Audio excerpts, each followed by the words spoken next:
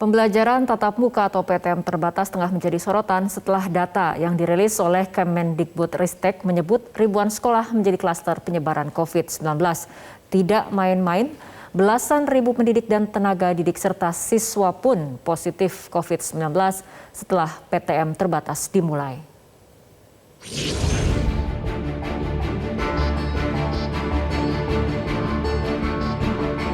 Pembelajaran tatap muka seolah belum memenuhi kriteria melindungi siswa. Setelah Kementerian Pendidikan, Kebudayaan, Riset, dan Teknologi melaporkan, hingga saat ini tercatat ada 1.301 sekolah yang melaporkan klaster COVID-19 pasca pelaksanaan PTM terbatas. Jumlah itu setara 2,8% dari total sekolah yang sudah memulai PTM terbatas, atau sebanyak 46.000 sekolah di semua jenjang pendidikan. Di mana Provinsi Aceh yang paling banyak telah memulai lagi PTM, diikuti sejumlah wilayah Sumatera dan sebagian besar wilayah Indonesia Timur. Berdasarkan data survei Kemendikbudristek per tanggal 22 September 2021, total sekolah yang telah melaksanakan PTM terbatas ialah sebanyak 46.916 sekolah. Dari jumlah tersebut, 1.301 diantaranya terjadi klaster, dengan 7.287 pendidik dan tenaga pendidik yang positif, serta 15.642 peserta didik yang positif COVID-19. Sementara itu, setelah melakukan PTM secara terbatas selama 3 pekan, Kemendikbudristek menyebutkan terdapat 25 klaster penyebaran COVID-19 saat PTM di DKI Jakarta, dengan pendidik dan tenaga pendidik yang dikabarkan positif sebanyak 227 orang, dan peserta didik yang positif corona mencapai 241 orang. Menanggapi temuan tersebut, Wakil Gubernur DKI Jakarta Ahmad Riza Patria meyakini prokes saat PTM di sekolah sudah sesuai dengan SOP yang berlaku. Apabila benar terjadi klaster, Ariza menyebut penularan tidak bersumber dari lingkungan sekolah.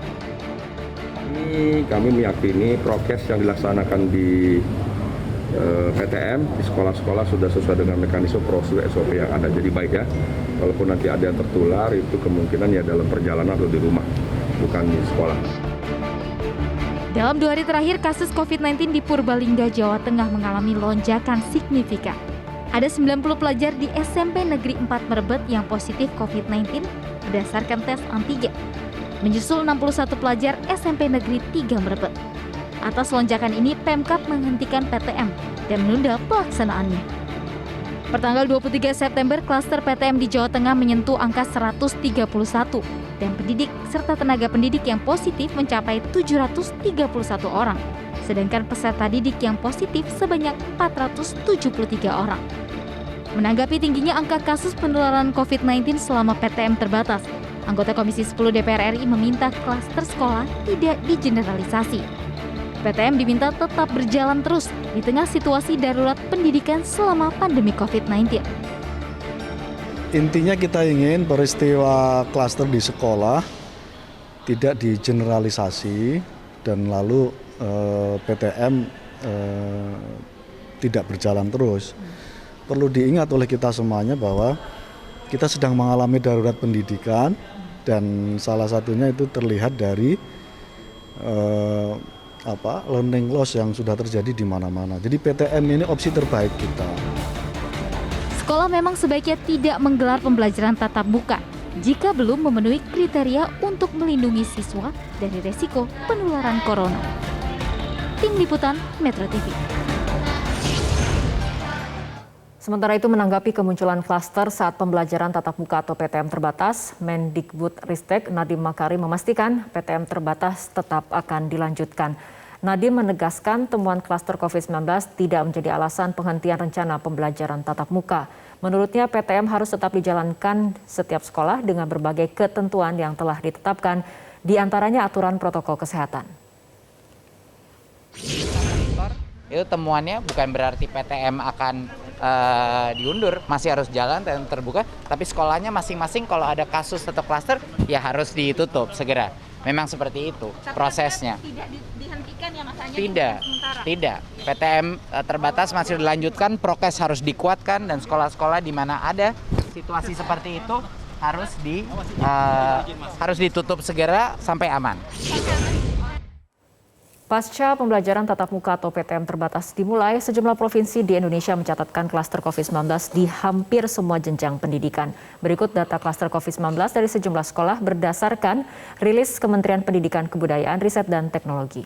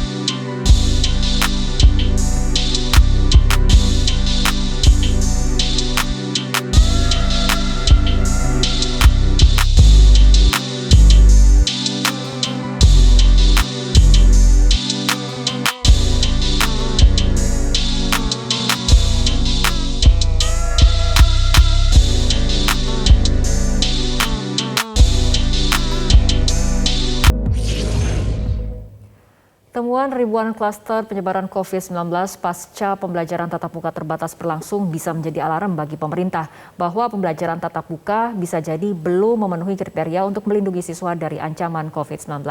Lalu apa tanggapan dari epidemiolog dan juga Satgas COVID-19 atas temuan klaster COVID-19 pasca PTM ini?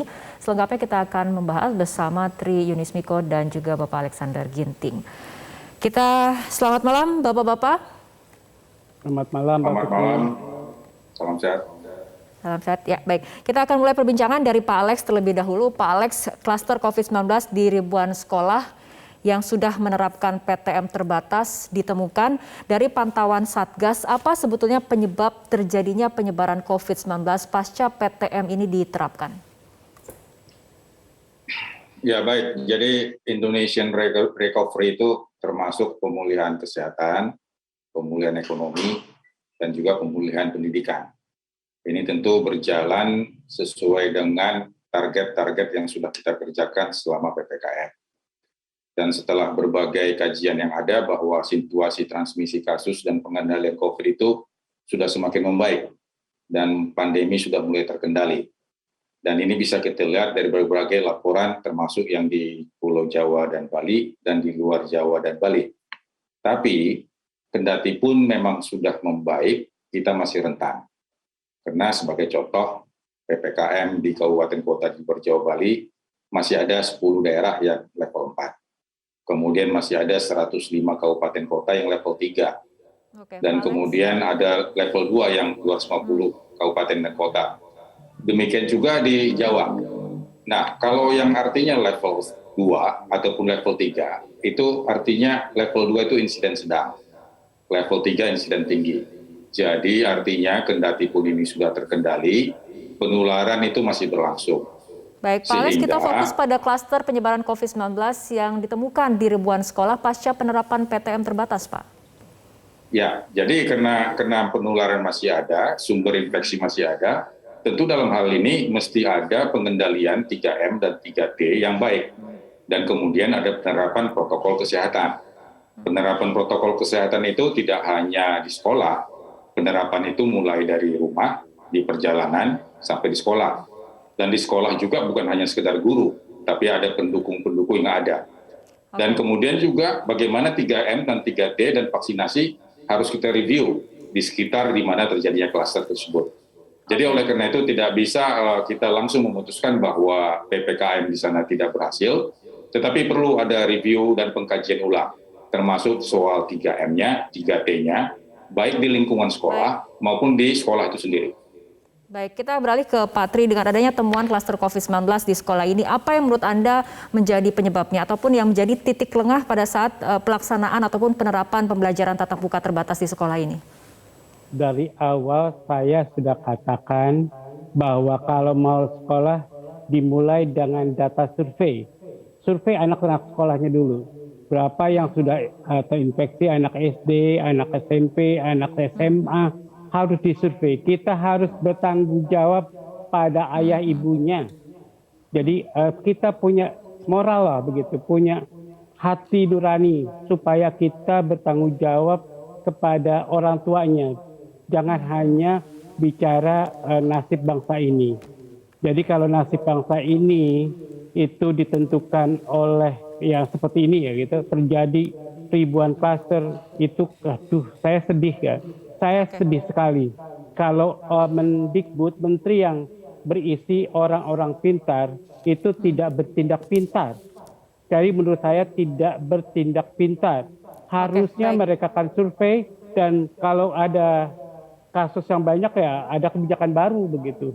Jadi menurut saya protapnya memang sekolah yang ada klaster ditutup, tapi ya sekolah-sekolah yang ada klaster jangan dibiarkan ada klaster lagi begitu. Oke, baik Pak Tri dan juga Pak Alex, apabila kita menyimak pernyataan dari Mendikbudristek tadi yang mengatakan bahwa walaupun ada kemunculan klaster saat PTM ataupun PTM terbatas, Mendikbud memastikan PTM akan tetap dilanjutkan. Nah, bagaimana tanggapannya? Kita akan bahas mengenai masalah ini, tapi kita ikuti jeda berikut terlebih dahulu.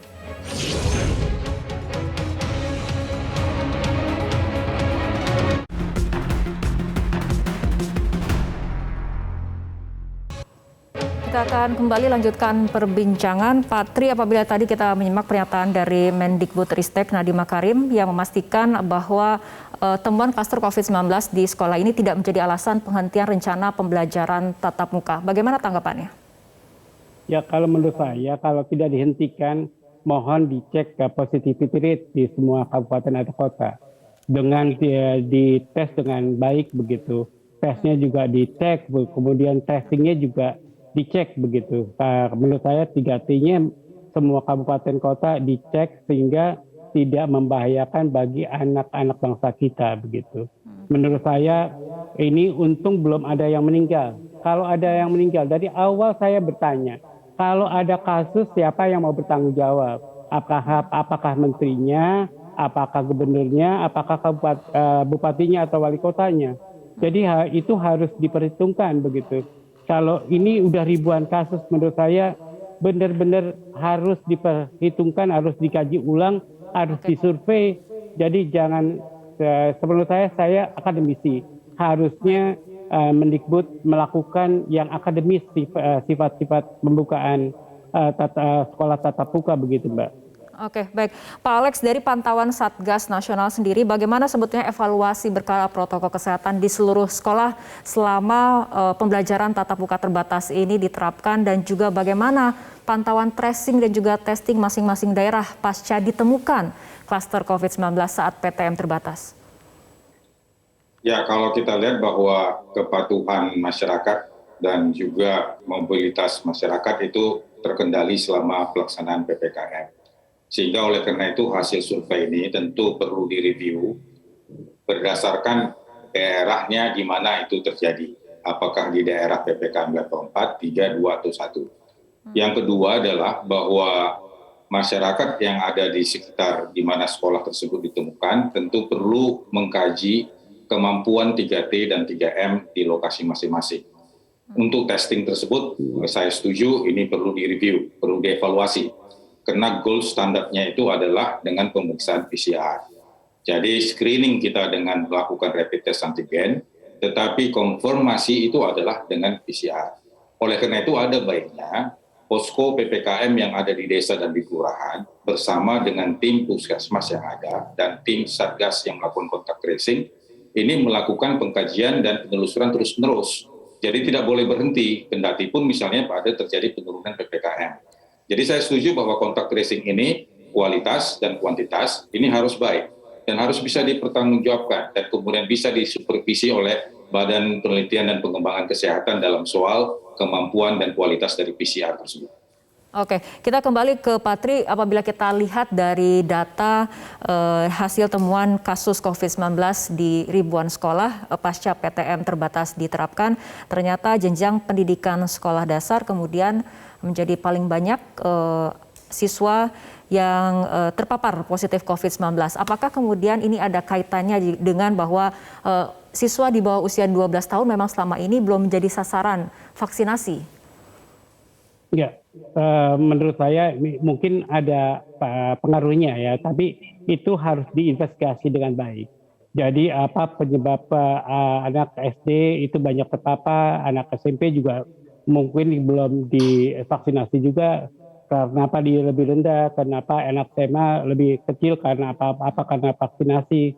Itu harus diinvestigasi dengan baik. Harus diinvestigasi kenapa terjadi klaster atau kenapa terjadi infeksi pada anak-anak sekolah ini. Apakah di rumah, apakah di jalan, apakah di sekolah begitu. Itu benar-benar kalau di sekolah faktor risikonya apa, kemudian kalau di jalan faktor risikonya apa, kemudian kalau di rumah faktor risikonya apa. Jadi harus ketemu. Kalau tidak ketemu ya kita tidak bisa mengantisipasi untuk kedepannya. Harus diinvestigasi supaya kita mencegah kedepannya, Mbak. Begitu. Oke, harus diinvestigasi dengan detail apa kemudian yang menjadi penyebab adanya klaster COVID-19 di lingkungan sekolah seperti itu ya. Pak Alex, artinya dari Satgas COVID-19 nasional sendiri, apa langkah yang akan dilakukan agar kemudian temuan ribuan klaster COVID-19 di sekolah ini bisa menjadi alarm bagi pemerintah dan melakukan langkah mitigasi? Ya, pada daerah-daerah yang sudah didapatkan angka-angka tersebut, pertama bahwa kewaspadaan harus ditingkatkan dan kemudian protokol kesehatan dievaluasi ulang, baik di rumah, di perjalanan maupun di sekolah. Yang ketiga yang tak kalah penting adalah pelacakan kontak. Pelacakan kontak ini harus ditelusur dengan data-data yang ada melalui anak-anak yang diduga positif, tentu harus melacak kepada kontak eratnya, baik itu di sekolah maupun di guru-guru maupun juga di rumah tangga. Jadi dalam hal ini juga harus dibedakan, apakah mereka kontak erat, apakah mereka bergejala, apakah memang di rumah itu ada klaster COVID-19. Jadi untuk ini memang harus ada penelusuran secara serentak dan tidak bisa hanya dilaksanakan oleh pihak sekolah saja, tapi harus melibatkan warga, harus melibatkan satgas setempat. Dan tentu yang paling baik di sini instrumennya adalah melibatkan posko PPKM desa atau posko PPKM kelurahan yang terkait dengan wilayah sekolah tersebut.